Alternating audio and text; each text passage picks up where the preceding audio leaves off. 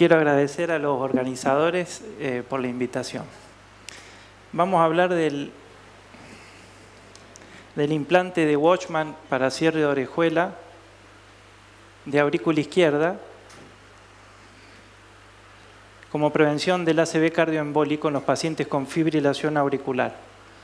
Sabemos que la fibrilación auricular es la arritmia más frecuente en la práctica clínica, que es responsable del 20% de los strokes isquémicos, y estos pacientes a su vez tienen 5 veces más de riesgo de stroke. Además sabemos que el stroke cardioembólico tiene pronóstico más grave y es una causa mayor de morbilidad, fundamentalmente discapacidad y mortalidad. Además, esta enfermedad aumenta significativamente con el aumento de la edad. Como pueden ver, una persona de menos de 55 años tiene un riesgo de 0.5, o mejor riesgo no, sino prevalencia de sufrir una fibrilación auricular. Y cuando superamos los 75-80 años, eso se aproxima al 20%, o sea que decimos que 1 de cada 5 gerontes mayores de 80 años van a sufrir una fibrilación auricular. ¿Y qué pacientes van a necesitar terapia antitrombótica para prevenir el ACV cardioembólico? Para responder esto, utilizamos en la práctica, y es lo que sugieren las guías, el score de CHAS-BAX-2, el cual tiene en cuenta las comorbilidades que ven ustedes ahí. Eso nos da un puntaje, a mayor puntaje, mayor riesgo, y el límite de corte se ha puntuado en más de 2 factores, más de 2, el CHAS-BAX, son pacientes que van a necesitar terapia antitrombótica. Si ustedes ven ahí, por ejemplo, aquellos pacientes con fibrilación auricular crónica mayores de 75 años, en su totalidad ya tienen que recibir terapia antitrombótica. No hay ninguna duda que en la actualidad está totalmente demostrado que los antagonistas de vitamina K y sobre todo warfarina reducen en forma muy significativa el riesgo de sufrir un ACV, reduciendo un 67% el riesgo y 26% la mortalidad. Pero ¿qué sucede en la práctica? Tenemos limitaciones con los anticoagulantes, sobre todo warfarina. En nuestro medio no están utilizados, pero son comparables con el acenocumarol. Sabemos que en la práctica los anticoagulantes son subutilizados por diferentes factores que pueden ver ustedes ahí, como es la respuesta heterogénea en cada paciente, y eso puede tener que ver con resistencia genética, variabilidad genética, hay interacción importante con medicamentos, con alimentos. Estos pacientes necesitan controles periódicos y los que no tienen acceso al control por ahí, todo esto lleva a que frecuentemente sean discontinuados. Ustedes pueden ver en este trabajo, en la barra del medio, en Latinoamérica, el 40% de los pacientes con fibrilación auricular crónica no reciben la terapia antitrombótica correcta. En lila tenemos los que no reciben ningún tratamiento, en verde los que reciben solo antiagregantes plaquetarios. O sea que un 40% de estos pacientes no reciben terapia. De los que reciben terapia, ven abajo en celeste azul que el 40% reciben los viejos anticoagulantes, los antagonistas de vitamina K.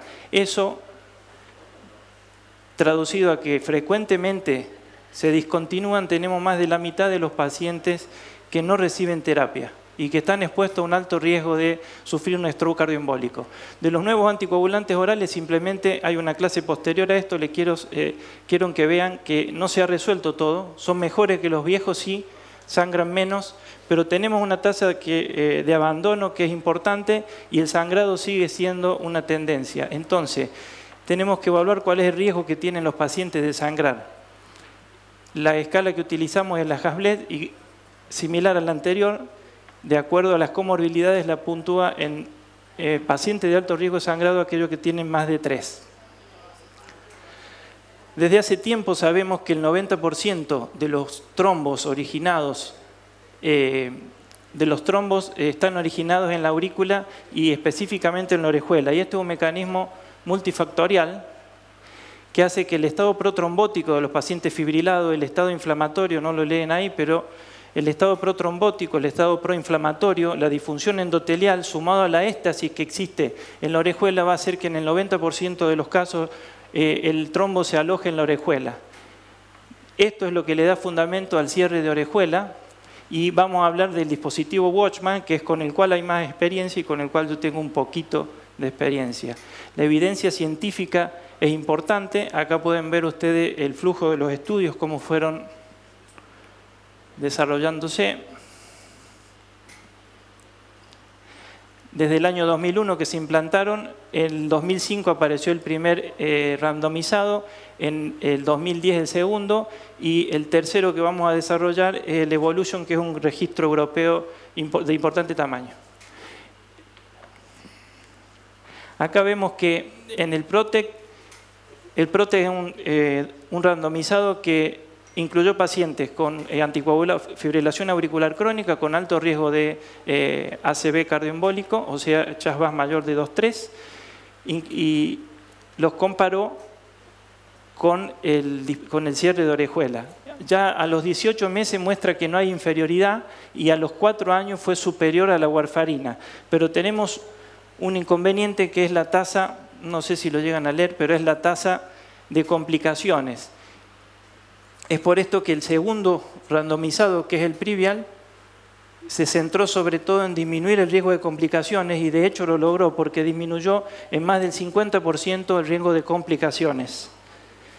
Entonces, comparado con la warfarina, es al menos igual en prevención de ACV cardioembólico.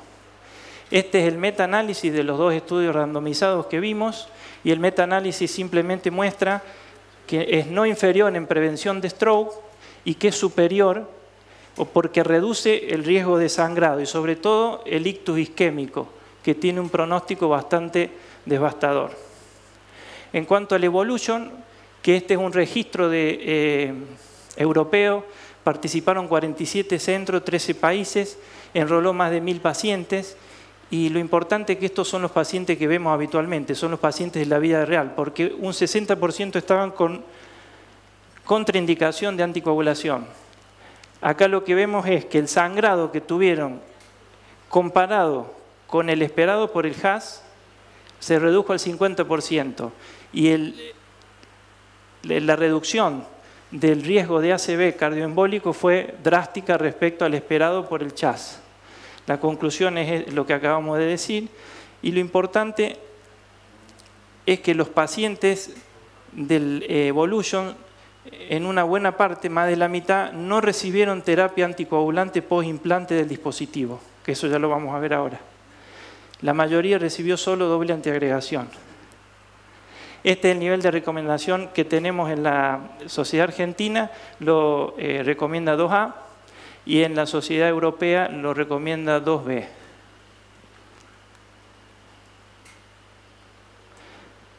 Para entrar en las indicaciones en la práctica, yo traje este cuadro de una publicación muy reciente de la Sociedad de Intervencionismo Europea que me pareció muy interesante. En el lado izquierdo tenemos los pacientes que son elegibles para anticoagulación. De los pacientes, perdón, vuelvo para atrás. De los pacientes que requieren terapia porque tienen un CHA+VAS mayor de 2. Vamos a tener a la izquierda los pacientes que son elegibles para anticoagulación y van a decidir de acuerdo a cada uno si van a los NACO o a los anticoagulantes antivitamina K. Y en el extremo derecho tenemos aquellos pacientes que tienen contraindicación para anticoagulación y que son los que tenemos en consideración para cierre de orejuela. Pero tenemos en el medio una cantidad de grises importantes. En este caso, aquí tenemos los pacientes con alto riesgo de sangrado, los pacientes que necesitan triple terapia. Triple terapia es aspirina, antiagregación y anticoagulación. ¿Y por qué? Porque tienen un estén en el tronco de la coronaria izquierda, porque tienen estén en bifurcación y todo eso hace que el riesgo de sangrado sea superior. Después tenemos los pacientes con insuficiencia renal crónica en hemodiálisis, en los cuales están contraindicados los nuevos anticoagulantes. En el centro tenemos un grupo de pacientes que nosotros tuvimos la oportunidad de realizar un caso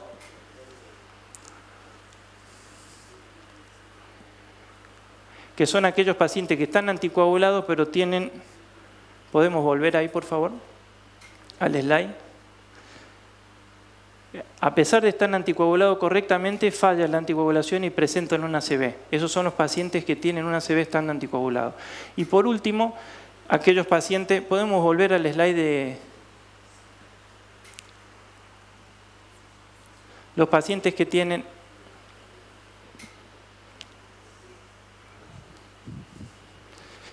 que se niegan a tomar anticoagulantes y también son tenidos en cuenta para cierre de orejuela. Hay que tener en cuenta el cuerpo y hay que tener el ostium.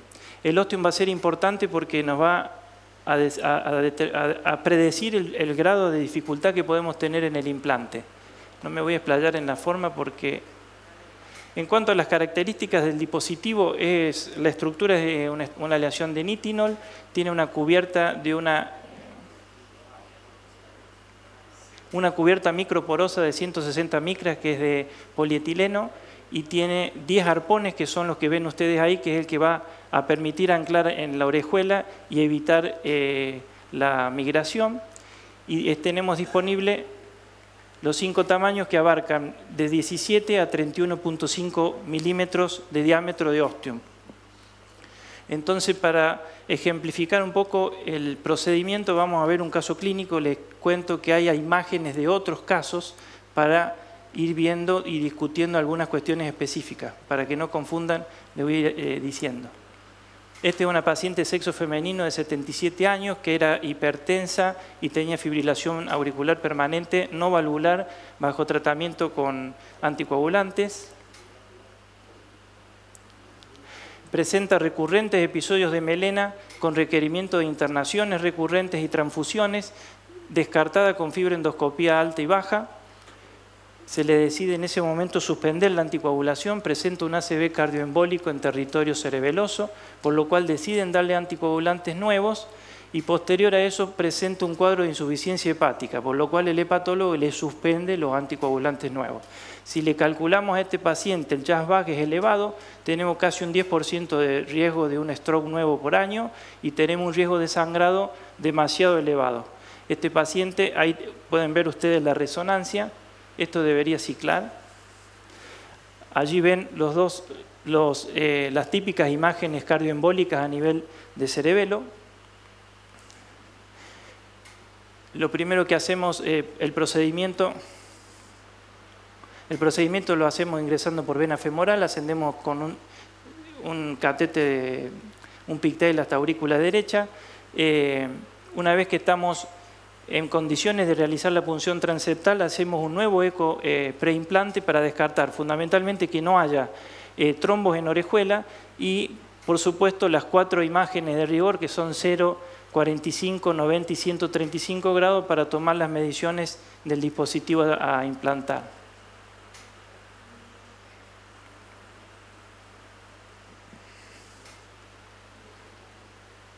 Siguiente.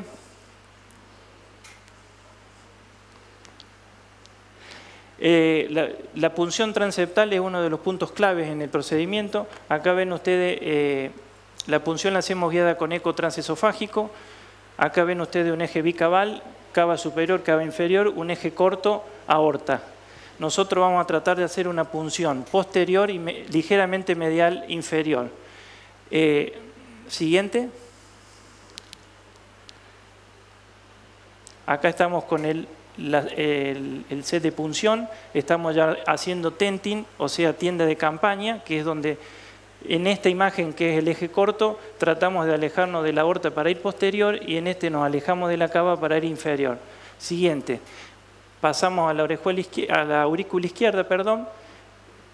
Este dispositivo exige que vayamos con un catéter pigtail a la vena pulmonar superior y desde allí protegidos bajemos a la orejuela. Una vez en la orejuela, progresamos la vaina que trae el dispositivo 14 Fren, que ustedes ven que en el extremo distal tiene un anillo y después tiene 3. Esos anillos nos van a marcar la profundidad con la cual nosotros debemos ingresar.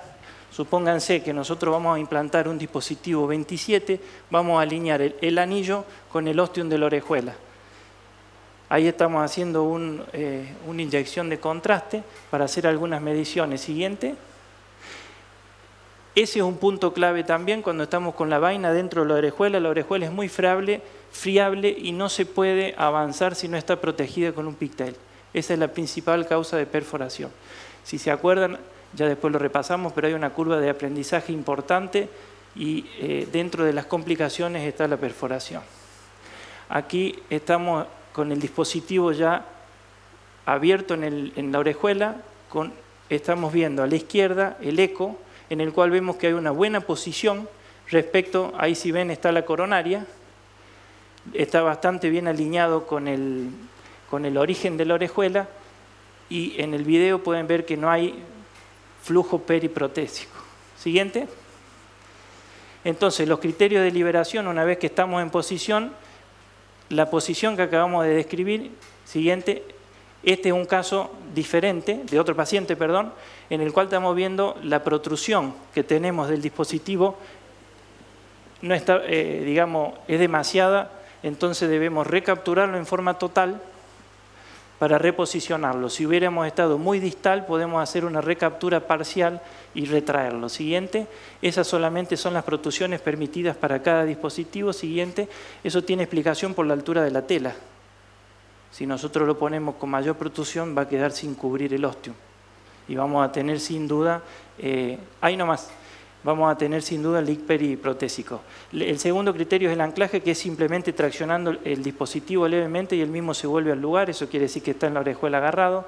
El tercer criterio de liberación es el tamaño, allí pueden ver a la derecha el porcentaje de compresión de cada dispositivo. Si tenemos la compresión correcta, quiere decir que está atrapado y hay poca posibilidad de embolización. Y el último, que es lo que estuvimos diciendo, que es el leak periprotésico. Siguiente. Teóricamente el jet que deberíamos dejar es menos de 3 más menos 2 milímetros. Ese es otro paciente, creo que fue el primero que vimos, que estaba muy proximal y tenemos un jet periprotésico que es demasiado grande y probablemente se nos fuguen trombos por ese orificio. Siguiente.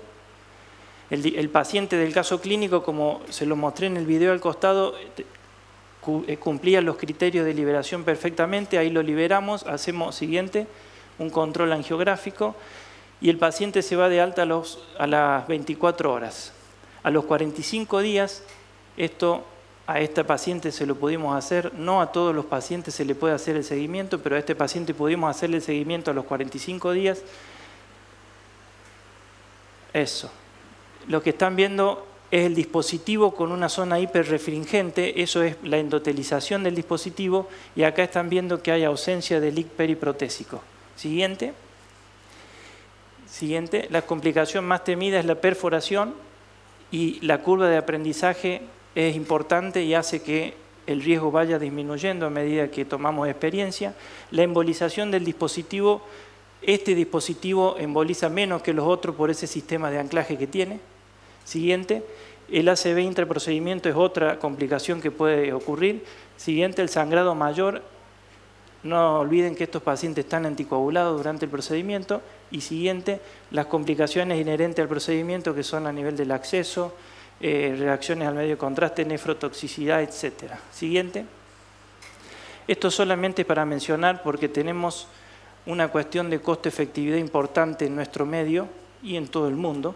Entonces, un ensayo que se realizó para demostrar que a los 5 años, estos son los pacientes que reciben anticoagulantes, los que no reciben nada, tienen esta curva de gasto, esta recta de gastos.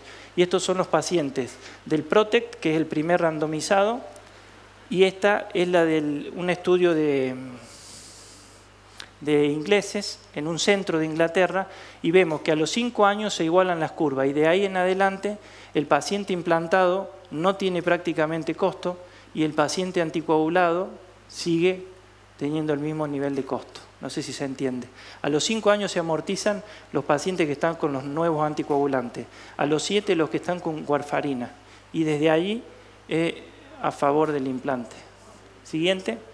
Como conclusiones entonces, siguiente, el cierre de orejuela de aurícula izquierda para prevención del ACV cardioembólico es una alternativa a la anticoagulación.